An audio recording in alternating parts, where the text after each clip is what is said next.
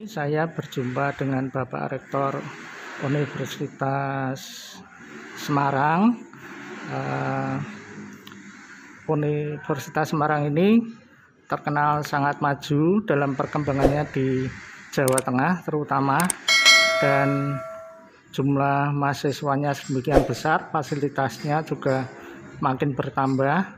Bisa terlihat di Jalan Arteri Soekarno-Hatta.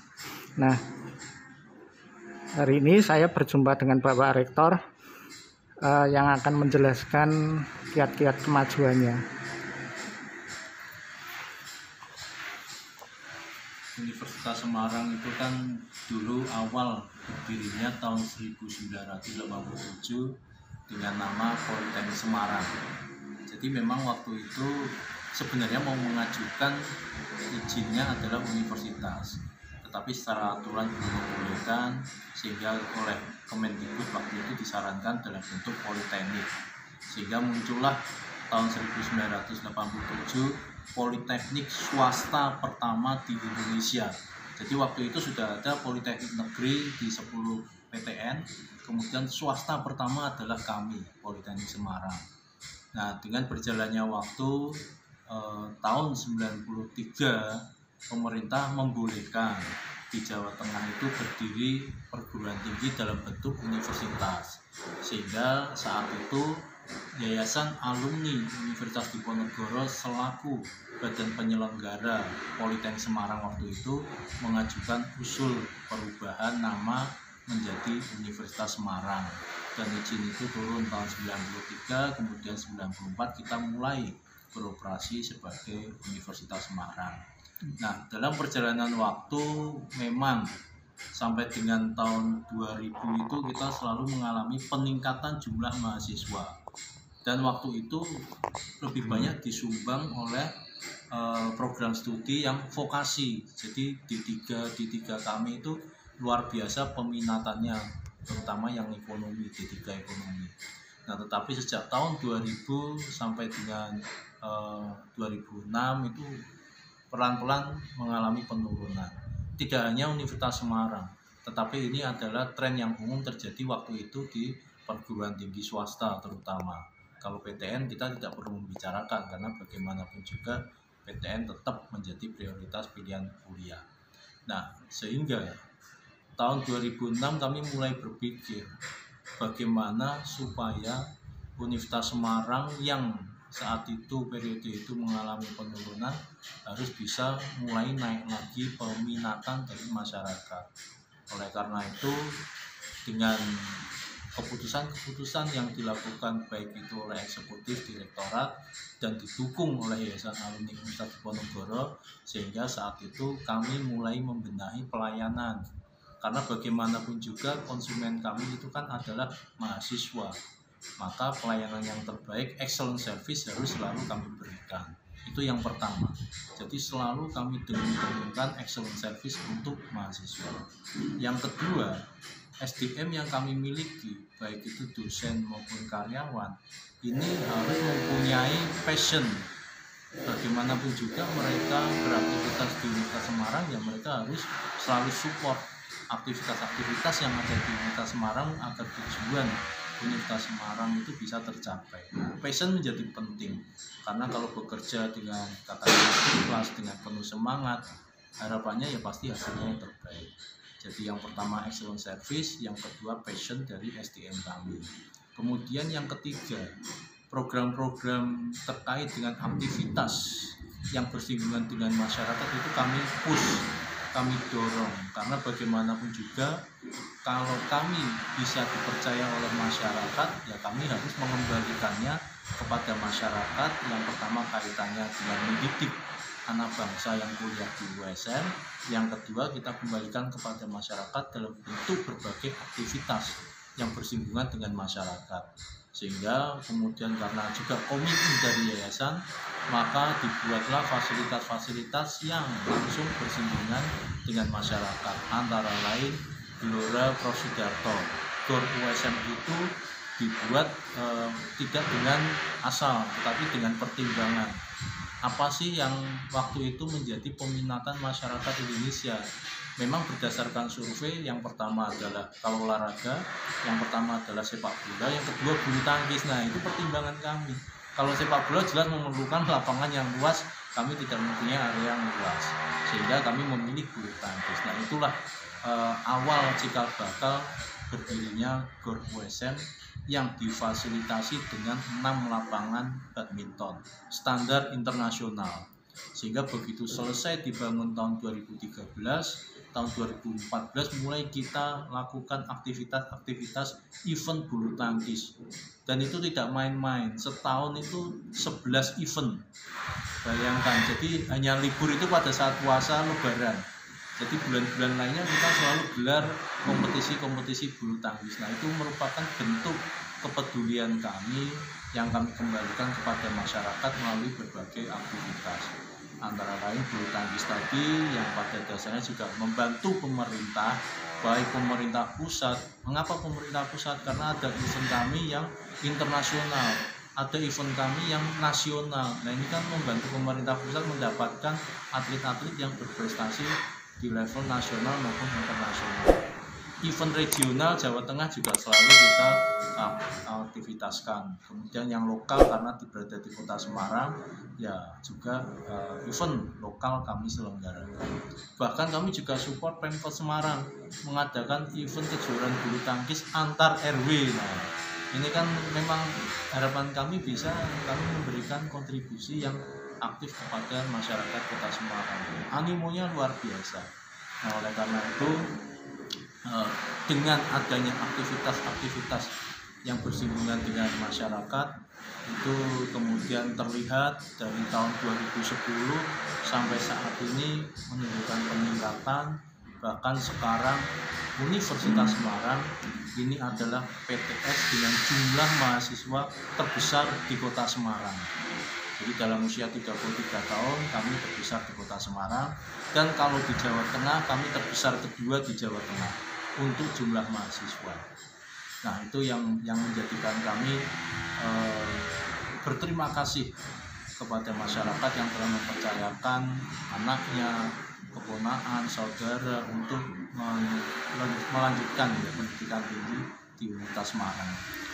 Boleh diceritakan Pak fasilitas yang ada, mungkin ruang kuliah ini ada berapa banyak, kemudian pembangunan apa saja yang telah dilaksanakan akhir-akhir ini Pak. Kalau saya lihat ada selain gedung olahraga juga ada ini pembangunan kompleks kampus baru, gedung baru maksudnya, dan juga sudah ada gedung parkir dan juga armada bis yang khusus. Ya. Jadi kalau kita bicara sarana prasarana yang ada di Universitas Semarang, yang pertama tentu saja karena bagaimanapun juga ruang kuliah menjadi penting, sehingga kami mengupayakan ruang kuliah itu ya representatif, ya seperti umumnya perguruan tinggi lain. Hanya yang membedakan memang fasilitas-fasilitas yang ada di ruang kuliah tersebut.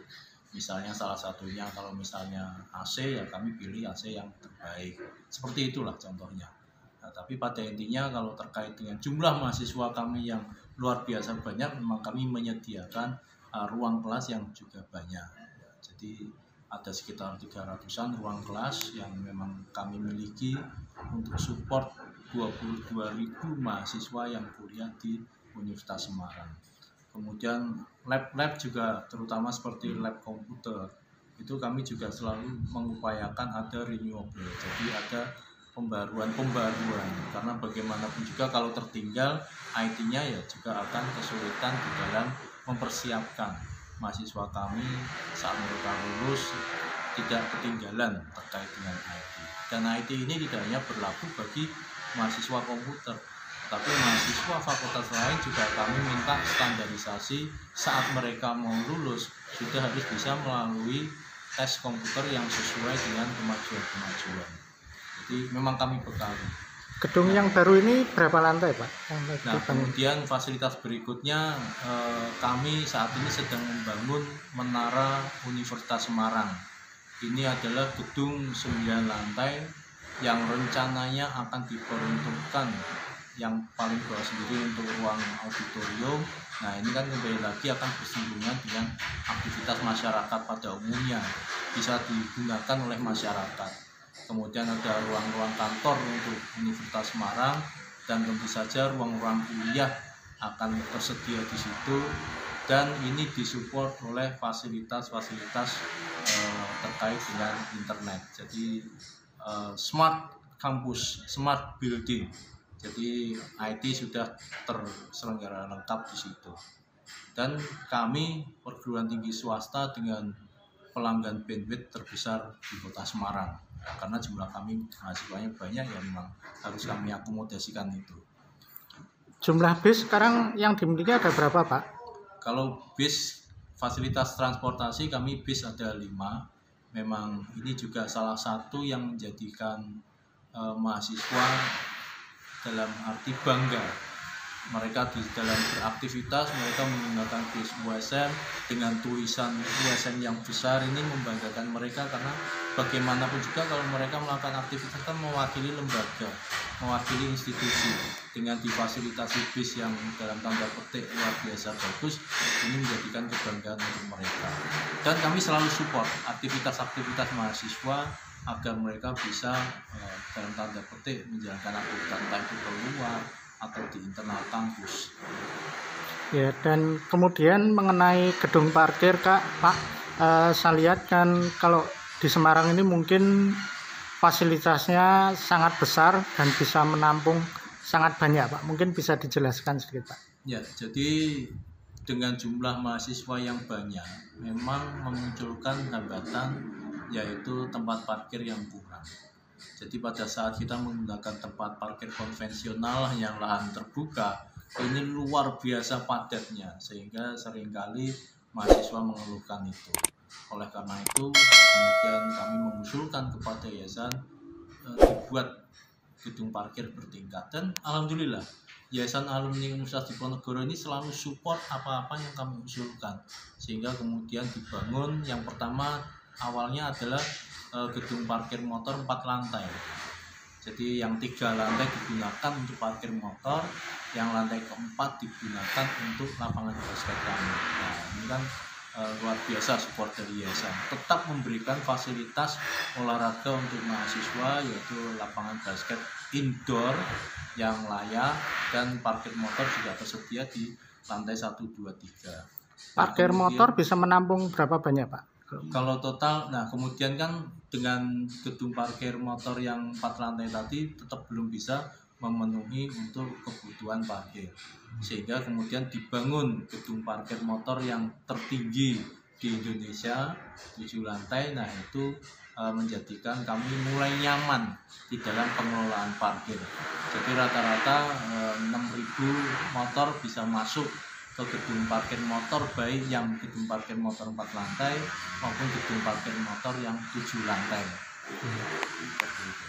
Tadinya awal pertama kali berdiri dengan nama Politeknik Semarang, itu kan badan penyelenggaranya adalah Yayasan Alumni Universitas Diponegoro. Jadi sejarahnya dulu pada saat alumni Undip berkumpul, mereka berpikir aktivitas apakah yang bisa diberikan oleh para alumni Undip yang bisa berkiprah lebih baik lagi. Jadi tidak hanya sekedar kumpul-kumpul, tidak hanya sekedar piknik kemana, tetapi bisa memberikan langkah nyata untuk membantu pemerintah.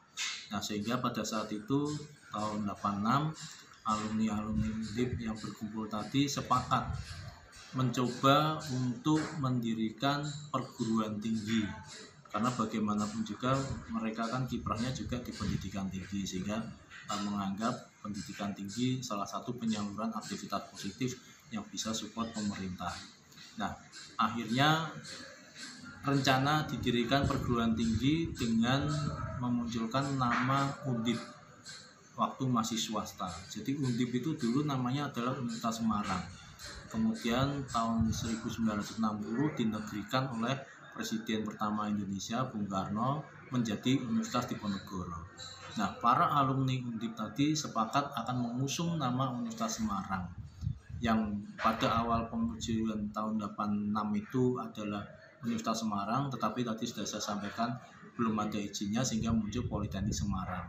Sehingga hal tersebut baru terrealisir tahun 1993. Memang untuk mendirikan perguruan tinggi tidak bisa pribadi-pribadi, sehingga waktu itu didirikan lebih dulu Yayasan Alumni Universitas Diponegoro yang menjadi badan penyelenggara perguruan tinggi yang diusulkan tadi. Nah, itu sejarah dari Universitas Semarang. Jadi Universitas Semarang itu dulu sudah ada swasta, kemudian dinegrikan oleh Bung Karno menjadi Universitas Diponegoro. Pembangunan terakhir yang sedang dilakukan oleh Yayasan Alumni Undip ini adalah Menara 9. Salah satu fasilitas yang kami harapkan juga nanti akan bisa bersinggungan dengan masyarakat umum adalah di atap itu ada kolam renang. Ada kolam renang, kemudian di bawahnya ada fasilitas fitness center. Nah, ini kami harapkan akan dikelola secara profesional karena Universitas Semarang sedang mengajukan izin untuk program studi S1 pariwisata. Nah, ini kan paling tidak nanti mahasiswa kami bisa mengupayakan untuk praktek di situ bagaimana mengelola kolam renang, bagaimana mengelola fitness center, dan ke depan yayasan juga sedang merencanakan untuk membangun hotel 5 lantai di samping Gor Wesem. Nah, ini harapannya juga bisa menjadi tempat praktek nanti mahasiswa kami pariwisata. Di samping itu juga ngiras-ngirus membantu pemerintah Kota Semarang dalam meningkatkan destinasi wisata di Kota Semarang dengan kami menyediakan fasilitas hotel itu. Rencananya hotel berbintang berapa itu Pak standarnya? Rencananya hotel bintang 3. Oh, iya. Jadi hotel bintang 3 akan kami fasilitasi di samping Gor. Masih di kompleks sini saja Pak ya? Iya, di Jalan Soekarno ada. Jadi ya. masih satu kompleks. Iya. Ya. Nah, kemudian ada satu fasilitas lagi yang kami sediakan nanti di atap, itu adalah semacam panggung terbuka. Jadi itu bisa menampung 200 audiens yang harapan kami itu kami bisa menyelenggarakan aktivitas-aktivitas seni budaya di situ. Jadi seperti mikro Taman Indonesia Kaya yang ada di Semarang. Cuma Taman Indonesia Kaya kan letaknya di bawah, ini di atap di lantai 9. Kapasitasnya Pak? Kapasitasnya 200 audiens. Jadi kalau mau pentas seni, mau band, kemudian mau puisi di situ kami fasilitasi. Bahkan nanti bela diri misalnya ada pencak silat tampil di situ, wah ini akan kami fasilitasi. Dan saya harapkan nanti pada saat pembukaan rencana kan akan diresmikan November. Kemudian Pak Wali Kota yang baru nanti sudah terpilih dan nanti beliau sudah menyampaikan kalau memang beliau dipercaya terpilih lagi akan berkenan untuk meresmikan Menara USM 9 lantai. Nah, mudah-mudahan nanti beliau bersedia di panggung itu stand up komedi. Ya, ini luar biasa karena beliau saya lihat sangat kompeten untuk stand up komedi. Itu tambahan kami.